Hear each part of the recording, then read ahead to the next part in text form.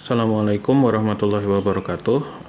Berikut ini kita akan lanjutkan pembahasan kita tentang medan magnet yang dihasilkan dari arus.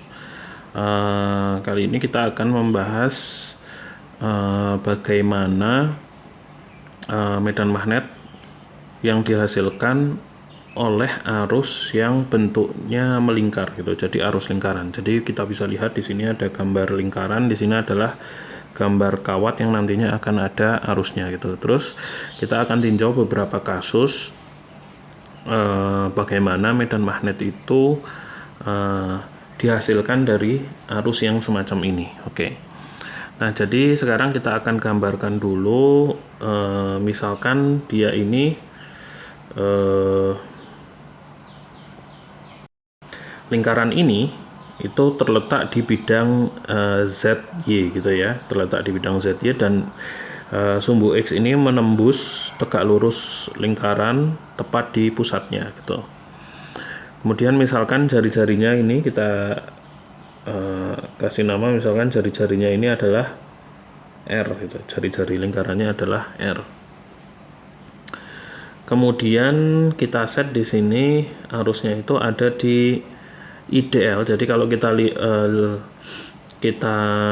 tuliskan rumus diferensial dari arus yang medan magnet yang dihasilkan oleh arus itu kan adalah dB sama dengan mu0 kali I per 4 pi dl cross r topi per r kuadrat. Nah, rumusnya kan begini ya. Nah, sekarang saya mau tuliskan dulu vektor IDL-nya itu yang mana. Jadi vektor IDL-nya itu misalkan kita ambil segmen lingkaran yang ada di sini, segmen biru ini itu adalah DL, misalkan ini adalah DL, segmen biru itu adalah DL, dan vektor IDL itu adalah vektor, misalkan arahnya arusnya itu ke sini, kita kasih panah, dan arah panahnya itu menunjukkan vektor IDL-nya. Ini adalah vektor IDL. Kemudian vektor R topi yang ada di sini ataupun R kuadrat itu merujuk pada vektor dari sumber medannya, yaitu arus menuju ke titik yang ditinjau. Misalkan sekarang titik tinjaunya adalah titik pusat ya. Jadi kita tuliskan di sini titik asal gitu, kita kasih nama titik asal yaitu 0,0,0 adalah titik tinjau kita, titik tinjau medan magnet kita.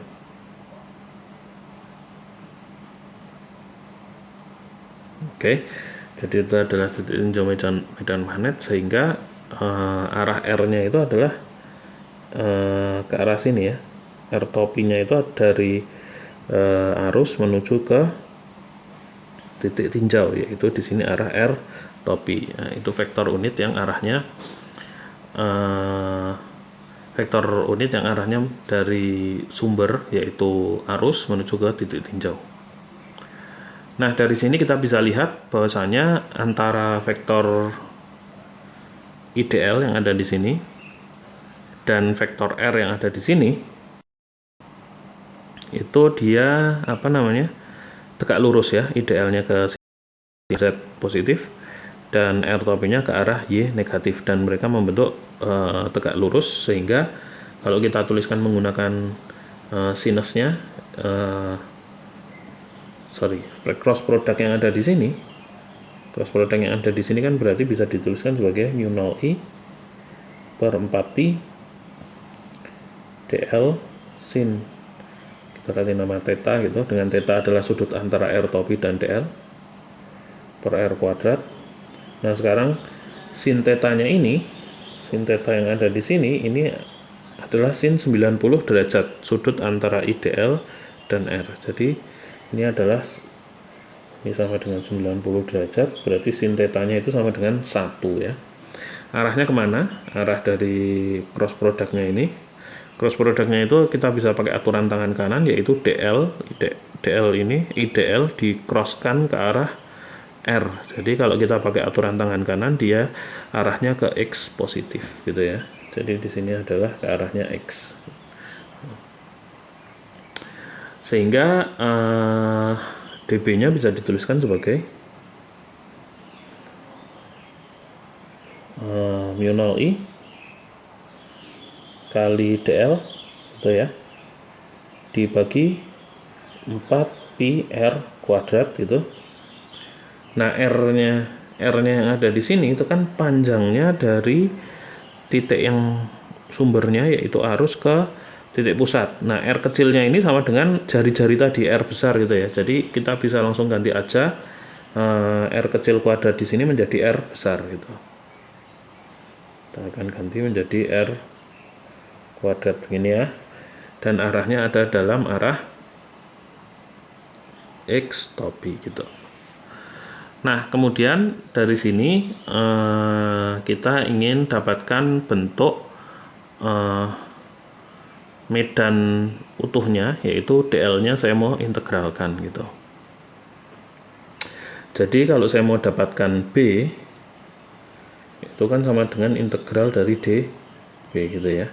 Jadi di sini saya bisa dapatkan B itu sama dengan integral ini nanti mu 0 I per 4 pi R kuadrat, karena ini semua konstan. Satu-satunya yang terintegralkan adalah DL yang ada di sini ya, DL, dan di sini X topi.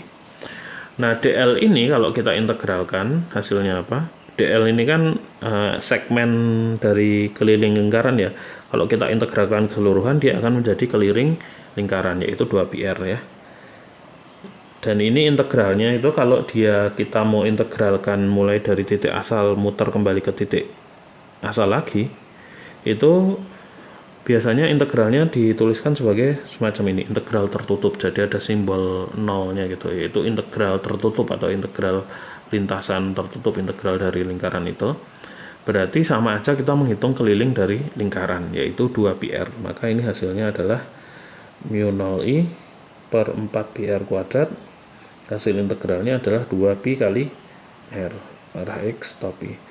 Nah, dari sini kita bisa coret faktor yang saling membatalkan, yaitu R-nya di sini dengan kuadrat, 2 pi-nya habis, di sini menjadi 2 gitu ya. Jadi hasilnya adalah B itu sama dengan mu 0 I per 2 R dalam arah X topi. Nah, kan ketika diintegralkan, apakah kan dia muter ya, apakah dia tetap arahnya X topi gitu, arahnya tetap menembus keluar ke sini? Ya, arahnya tetap, karena di setiap titik kalau kita misalkan pindah sekarang IDL-nya udah ada di sini waktu diintegralkan gitu ya. Misalnya ini IDL-nya jadi di sini, arah R-nya kemana? Arah R-nya kan tetap ke pusat lingkaran, ke sini ya. Oh, sorry, ini arah vektornya belum dituliskan. Jadi ini kan vektornya sekarang jadi ke sini misalnya. IDL-nya jadi ke situ. Kemudian arah R topinya kan tetap menuju ke pusat, ke sini ya, R topi. Dia tetap tegak lurus, dan kalau Anda coba pakai aturan tangan kanan, DL cross R-nya itu tetap menuju ke arah X topi ya, menembus ke sumbu X. Nah, itu tadi B akibat arus cincin, tapi kita mau lihat seperti apa medan magnetnya di titik asal. Sekarang kita akan coba bahas kasus berikutnya. Saya udah persiapkan belum ya gambarnya? Oke, nah sekarang ini kasus berikutnya.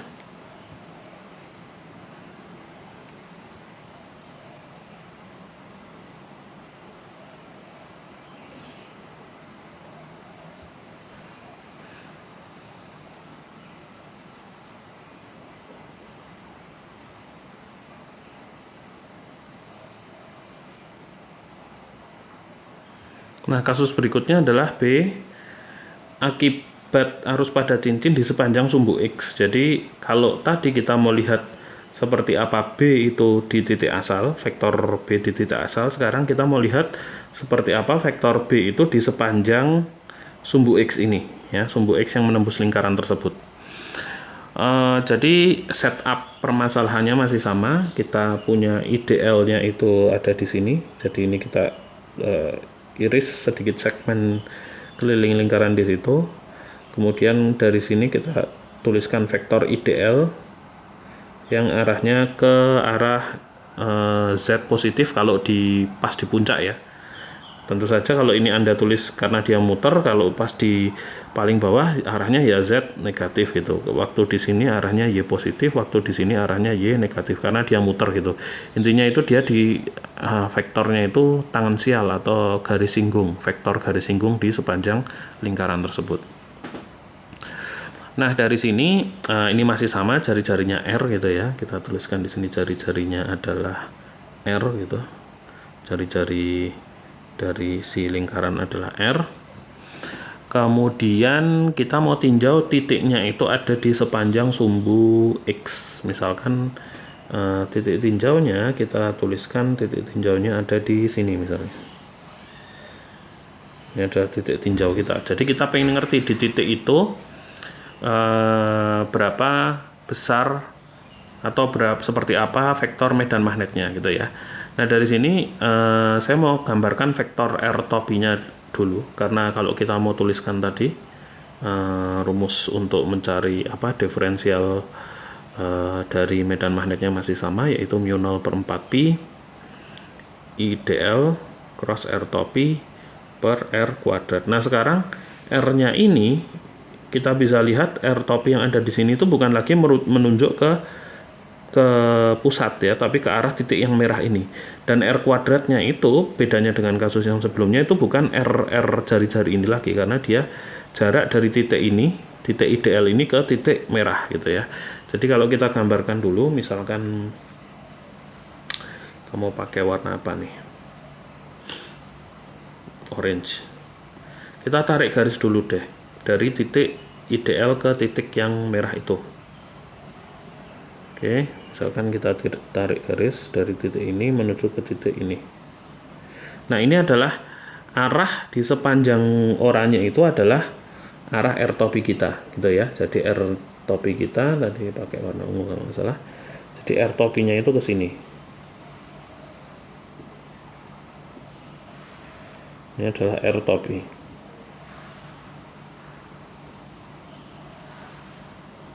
Ya. Dan panjangnya mulai oranye itu panjangnya yang oranye tadi adalah R gitu ya.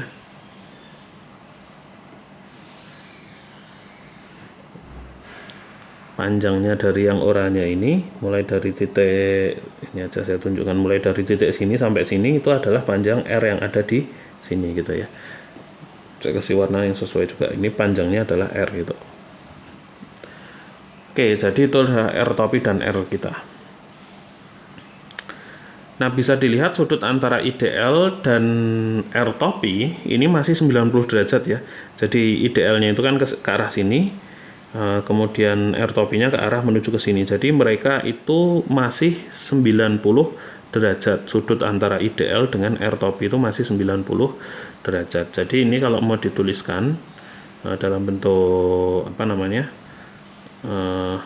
perkaliannya itu sama dengan mu0 per 4pi mu0i gitu, karena i nya kita anggap konstan, dl sin theta, dimana theta ini masih sama 90 derajat gitu, per R kuadrat. Nah cuman di sini arahnya adalah arah N topi gitu. N topi itu arahnya kemana? Arahnya kalau kita pakai aturan tangan kanan, jadi IDL atau vektor DL yang ke sini crosskan R, kalau kita pakai aturan tangan kanan maka hasilnya itu kita coba pakai warna ini. Itu adalah vektor yang arahnya ke sini. Nah, ini adalah vektor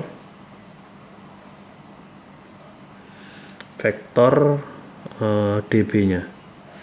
Ya kan? Cuman ini menandakan vektor yang tegak lurus dengan IDL. Jadi vektor ini dB itu tegak lurus dengan IDL dan juga tegak lurus dengan R topi. Tapi posisinya sendiri dia itu bukan ada di titik situ, tapi ada di titik yang merah ini ya. Jadi dB-nya itu sebenarnya posisinya ada di sebelah sini gitu ya, hasil vektornya itu, hasil cross vektornya. Jadi kita bisa pindah dia, dB-nya itu hasilnya adalah di sini.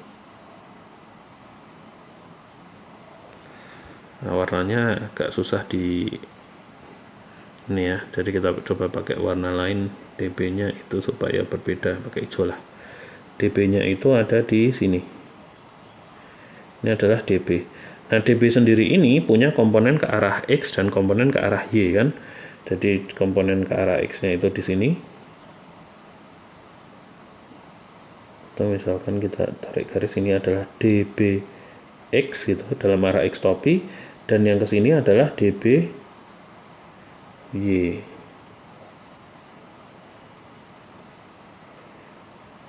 Nah, jadi kalau aduh ini gambarnya agak enceng.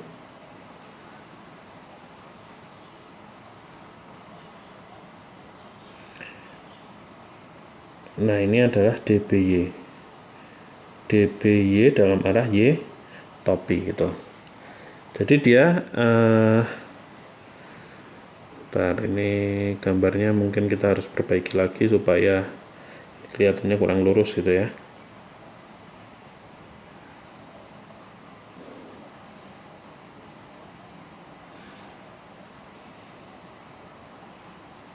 Nah, harusnya begini. Ini agak lebih. Jadi kita bikinnya kayak begini. Nah, ini adalah dB-nya. dB kita di situ dipecah dari dua komponen, dBy dalam arah Y topi dan dBx dalam arah X topi gitu. Jadi ini adalah gambarannya. Nah, dB-nya itu n-nya ini, n topi yang ada di sini itu adalah arah dari dB yang miring ini ya. Yang dia punya dua komponen, yaitu jumlahan X dan jumlahan Y gitu. Jadi kalau kita mau tuliskan lagi lebih detail, maka di sini kita punya dB sama dengan mu 0 I, terus di sini dl gitu ya, per r kuadrat. Karena sin tetanya ini sin sama dengan sin 90 derajat sama dengan 1, dan di sini arah n topi gitu, dimana n topinya itu punya komponen ke arah X dan punya komponen ke arah Y. Nah, sekarang kalau kita lihat di sini, misal kita tuliskan di sini sudutnya itu, oh ya, tadi misalkan kita mau pakai sudutnya ini sama dengan V gitulah, supaya beda dengan theta, karena theta kita udah pakai di sini. Jadi misalnya ini sudutnya ini adalah kita coba cek dulu, sudutnya itu sama dengan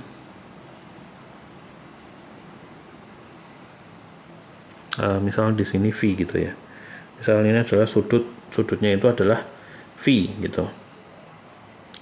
Nah, sekarang kita mau tahu besarnya komponen X dan komponen Y itu terhadap sudut V yang ada di sini gitu.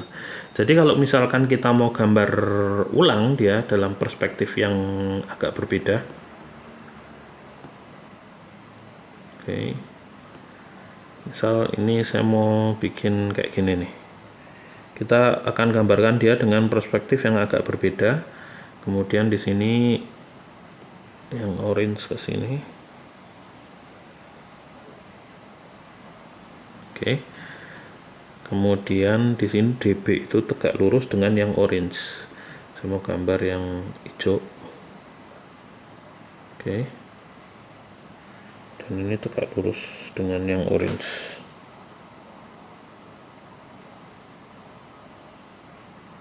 Oke, jadi misalkan kasus kita kayak gini nih. Tuh, yang hijau ini dipasin biar pas. Nah, misal kasus kita kayak gini. Jadi di sini di gambar itu dilihat dari sisi samping di bidang XY gitu. Jadi ini adalah dB kan gitu. Ini adalah dB. Kemudian di sini misalkan ini adalah sudut V, di sini adalah sudut V gitu ya. Ini adalah sudutnya V. Kemudian ini kita pecah jadi dBx dan dBy. Jadi misalnya ini gini, terus ini ke sini itu adalah dBx. Kemudian di sini adalah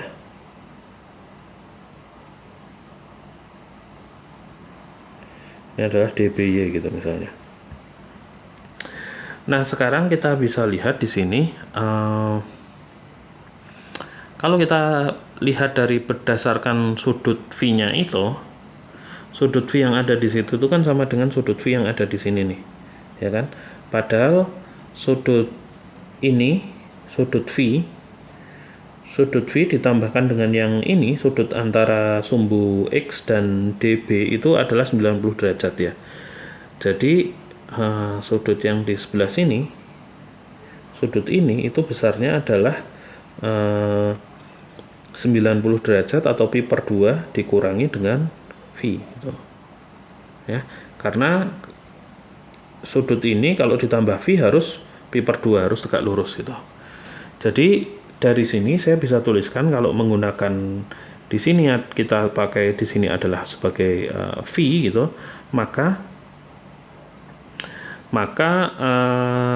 kita bisa tuliskan dbx dan dby dalam sudut V gitu. Relasinya seperti apa? Relasinya kita bisa lihat di sini bahwasanya dbx itu sama dengan db, besarnya db yang miring itu cos sudut pi per 2 minus V gitu kan. Sedangkan dby nya itu sama dengan db sin pi per 2 min V gitu. Jadi ini adalah relasinya. Nah, kita tahu kalau dari relasi trigonometri, kita akan konsentrasi ke dbx dulu. Nah, kalau dari relasi trigonometri kita tahu bahwasanya ini sama saja dengan dbx db cos A min B itu sama dengan cos A cos B plus sin A sin B gitu ya. Jadi di sini kita bisa tuliskan dikalikan dengan cos pi per 2 cos V terus plus gitu ya, sin pi per 2 sin V gitu. Nah, kita bisa lihat suku sebelah ini cos pi per 2 itu 0, suku ini semuanya 0, sin pi per 2 1, sehingga sisanya hanya tinggal sin V. Maka dbx itu sama dengan db sin V. Nah, gini ya relasinya, ini yang akan kita pakai. Kemudian yang dby kenapa? Ini kita tidak akan kejar lebih lanjut gitu ya, karena dari permasalahan simetri dari sini kita bisa lihat nanti untuk yang dby ini totalnya ketika kita integralkan harus 0. Kenapa begitu? Karena waktu IDL-nya muter ke sini, ya kan, dby-nya ini kan juga ikut muter ya.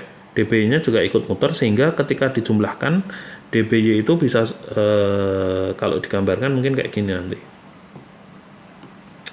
Kalau kita gambarkan untuk yang dby itu jadi begini.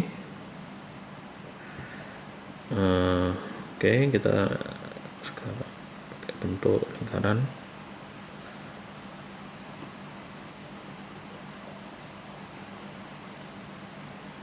Gini.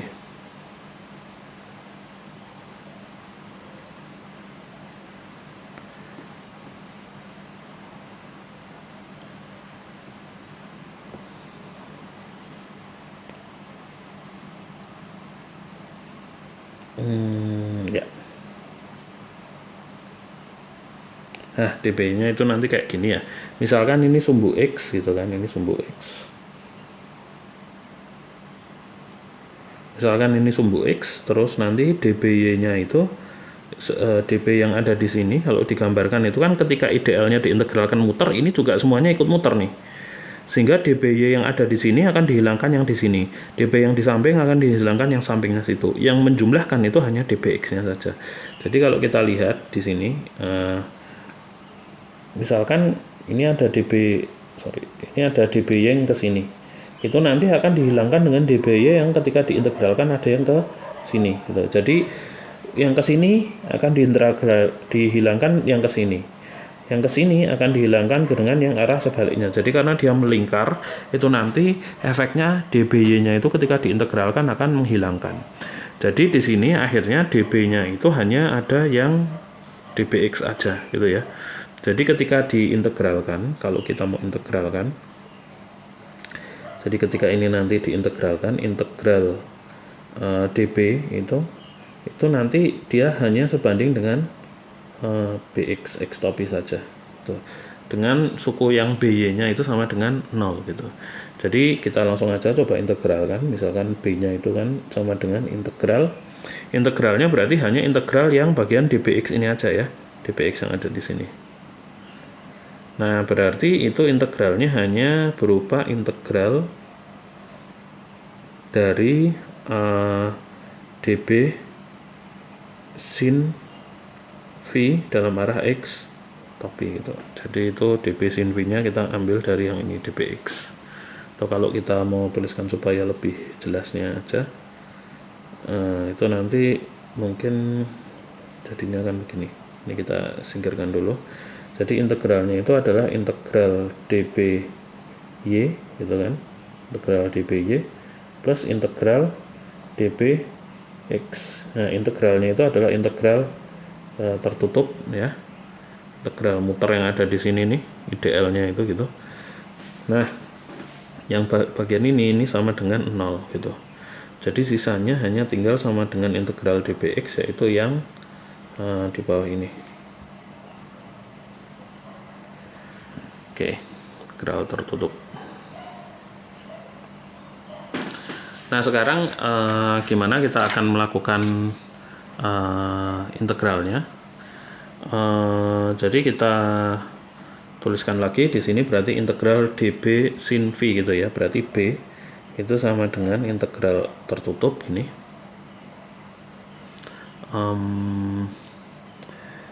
db itu rumusnya diberikan oleh yang sebelah sini kan ya.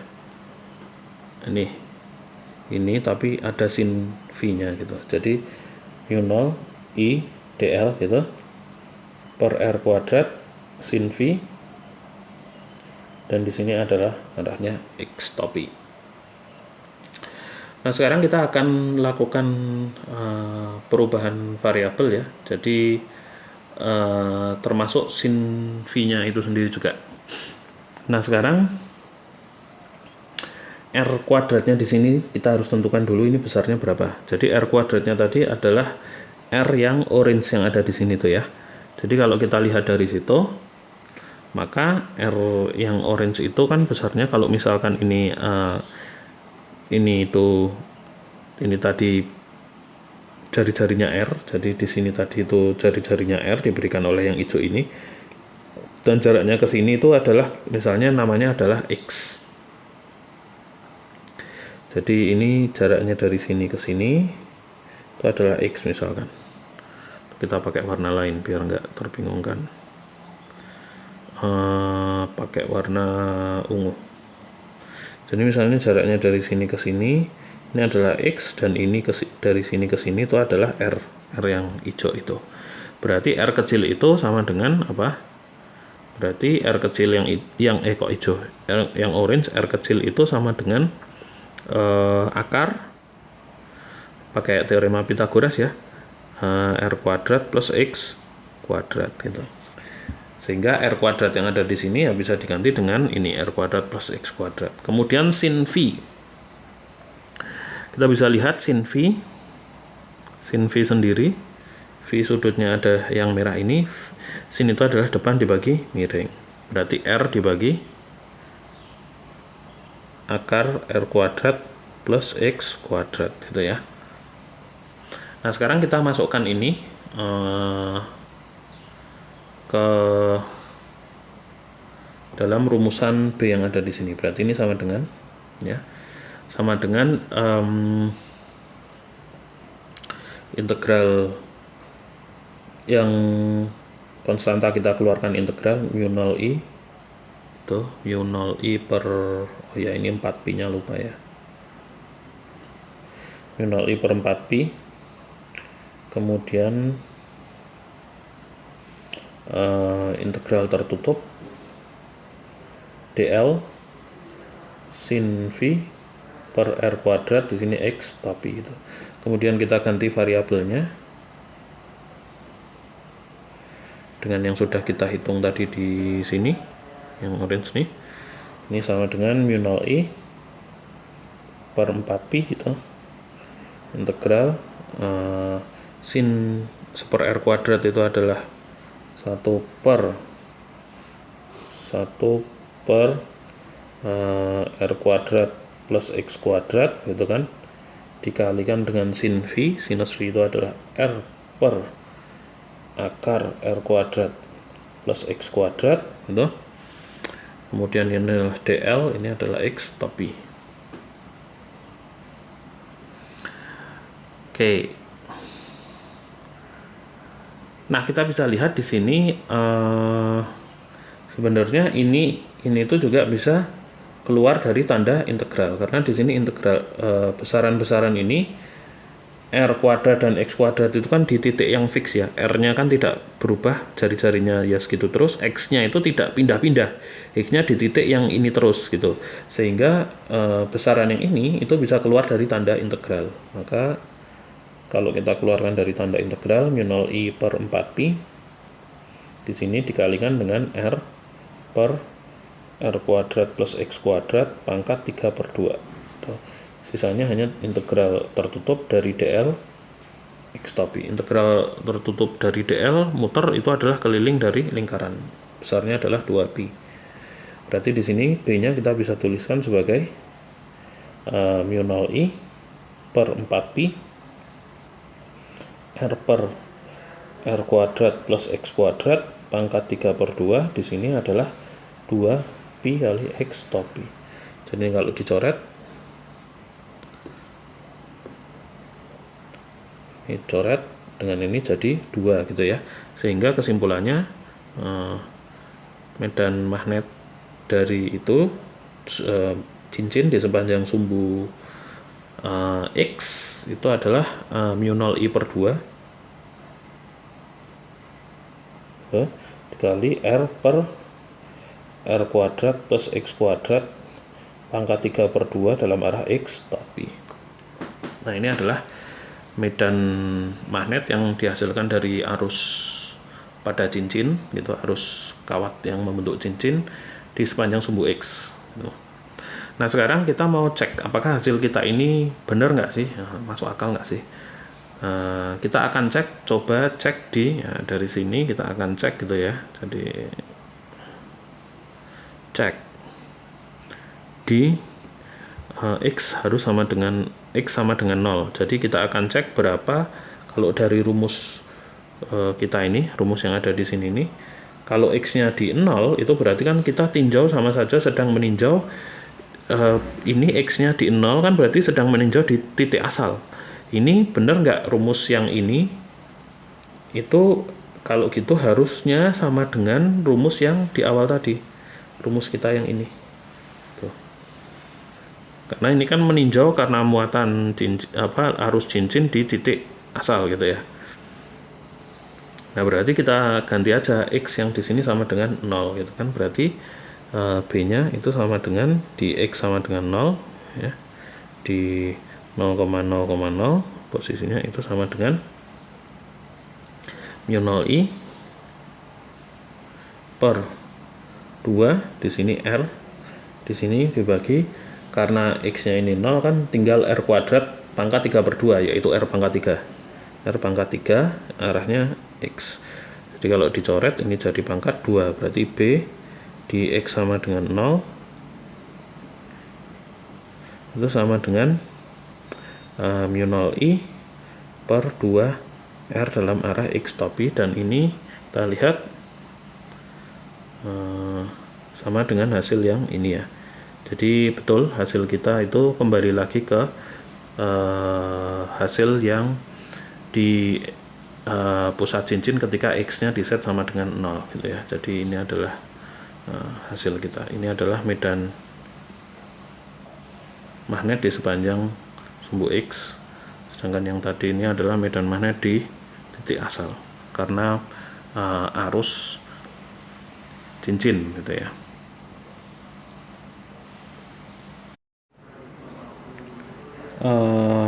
Oh iya, setelah ini kalau dilihat sepertinya ada sedikit kesalahan ya. Di sini kan harusnya R-nya jadi kuadrat ya, ini R-nya pangkat 1 yang sebenarnya ternyata lain dengan sini. Kalau sini kan R-nya pangkat 1 ya. Nah, kesalahannya itu ada di sini waktu mengintegralkan ya. Ternyata di sini ada kesalahan. Jadi integral dr itu bukan cuma 2pi tapi 2πr karena dia tadi keliling lingkaran. Jadi di sini ada 2πr. Jadi di sini harusnya ini adalah R kuadrat gitu ya. Jadi karena R yang ini kali R yang ini, jadi atas ini harusnya R kuadrat. Kemudian ketika ditinjau X sama dengan 0, ini 0, bawah tetap R pangkat 3, cuman di sini R kuadrat gitu ya. Jadi di sini harusnya 2-nya hilang, dia jadi tinggal 1/R aja. Jadi betul hasil akhirnya adalah mu0i per 2R. Tadi kenapa salah? Karena harusnya yang di sini R-nya ketinggalan tadi, lupa tidak diikut sertakan gitu.